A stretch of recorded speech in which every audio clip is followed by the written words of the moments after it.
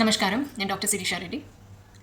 April 22, 2025న పెహల్గామలో జరిగిన ఉగ్రవాద దాడి ఘటనలో మన హిందూ పురుషులనే లక్ష్యంగా పెట్టుకొని చంపారు.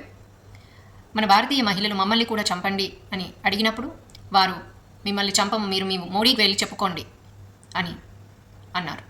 దానికి ప్రతిచర్యగా కౌంటర్ స్ట్రైక్ అటాక్ ఆపరేషన్ సింధూని మనం మొదలుపెట్టాము. 25 మంది భారతీయ మహిళల సింధూరాన్ని తుడిచేసిన ఈ క్రూరమైన చర్యకి ప్రతిచర్యగా ఆర్మీ ఒక మెసేజ్ ఇచ్చింది, ఆపరేషన్ సింధూర్ అని. ప్రీ ఆపరేషన్ సింధూర్ని మనం మొదలుపెట్టి ప్రీ ఆపరేషన్ చర్యల్ని మనం వెంటనే అమలుపరిచాము. అది హిందూ నది జలాలని నిలిపివేశాము. అదేవిధంగా దౌత్యవేత్తలను బహిష్కరించాము. పాక్ సిటిజన్స్ని, లాంగ్ టర్మ్ వీసా తీసుకున్న వాళ్ళని బహిష్కరించడం జరిగింది. అదేవిధంగా వాణిజ్యాన్ని నిలిపివేశాము. రెండు పాకిస్తాన్ భారత్ మధ్యలో జరిగే వాణిజ్య సంబంధాలని నిలిపివేశాం. వాఘా బార్డర్ని క్లోజ్ చేశాము. ట్రేడ్ని ఆపేశాము. ఆపరేషన్ సింధూర్ అచీవ్మెంట్స్, సాధించిన కార్యాలు 7వ తేదీ మే 2025న ఆపరేషన్ సింధూర్ మొదలుపెట్టిన మొట్టమొదటిగా పాకిస్తాన్ వారి రాడార్ సిస్టమ్ని ధ్వంసం చేశాం.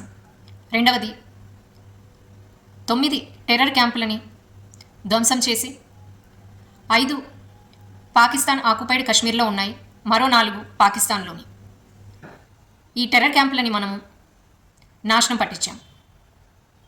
మూడవది 100కు పైగా ప్రముఖ ఉగ్రవాదులని, జైషే మహమ్మద్ స్థావరాలలో ఉన్న ఉగ్రవాదులని మనం హతమర్చాం. 1971 తర్వాత మొట్టమొదటిసారిగా మన భారత్ ఆర్మీ ఇంటర్నేషనల్ బార్డర్ని క్రాస్ చేసి అటాక్ చేశారు. ఇది ఆ పాకిస్తాన్ వాళ్ళు ఊహించని పరిణామము అని చెప్పుకోవచ్చు. పాకిస్తాన్లో ఉగ్రవాదుల అంత్యక్రియలకి పాకిస్తాన్ ఆర్మీ, ఆటంకవాదులు మరియు పంజాబ్ లెజిస్లేటర్ ఆఫీసర్స్ హాజరయ్యారు. దీనిని బట్టి ఏమర్థమైంది? ముందు ఈ పాకిస్తాన్ ఆర్మీ మేము కూడా బాధితులమే ఈ ఉగ్రవాదుల వల్ల అని అబద్ధపు బూటకపు మాటలు రుజువు చేసుకున్నారు. ఈరోజు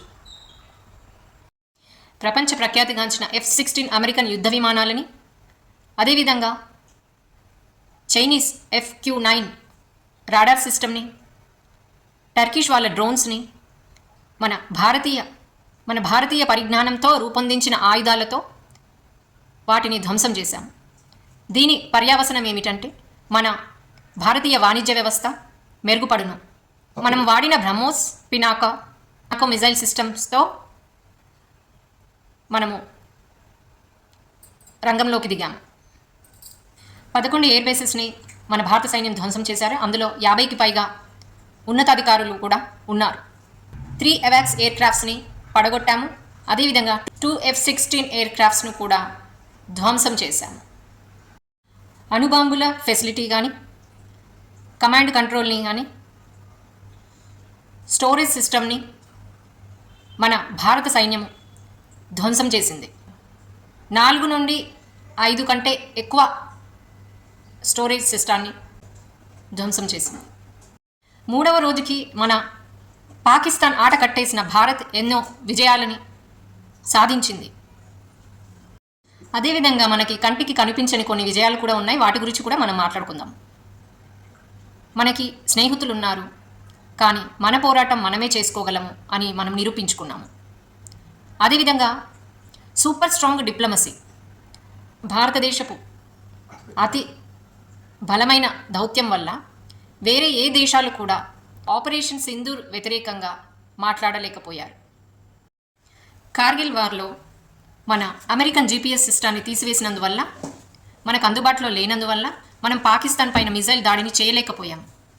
కానీ ఇప్పుడు మన పరిస్థితులు మారినవి.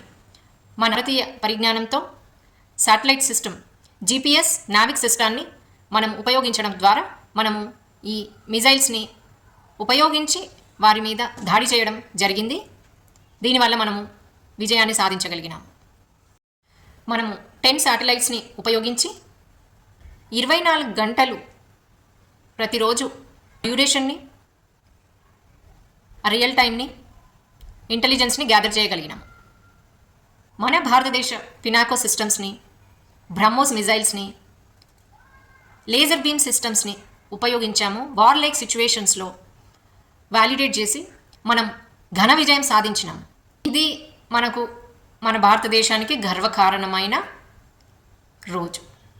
హై పిన్ పాయింట్, రిలయబుల్ గూఢచర్యం, ఇంటెలిజెన్స్, అదేవిధంగా quick decisions by Shri prime minister Narendra Modi గారి నుండి, అదేవిధంగా బలమైన ఎదురు దాడి చేసిన భారత సైన్యం అతి తక్కువ సమయంలో విజయాన్ని సాధించగలిగిన. ఇప్పుడు ఈ రష్యా యుక్రెయిన్ యుద్ధం 3 సంవత్సరాలుగా కొనసాగుతూనే ఉంది. కానీ మన పాకిస్తాన్ భారత్ మధ్యన జరిగిన ఈ ఆపరేషన్ సింధూర్ 3 రోజుల్లోగా ఒక కులికి తీసుకొచ్చింది. మనం ఎప్పుడు పాజ్ చేయాలి, ఎప్పుడు స్టార్ట్ చేయాలి, మనం ఎప్పుడు ఆపాలి, ఎప్పుడు మొదలు పెట్టాలి అన్నది మన భారతదేశం నిర్ణయిస్తుంది.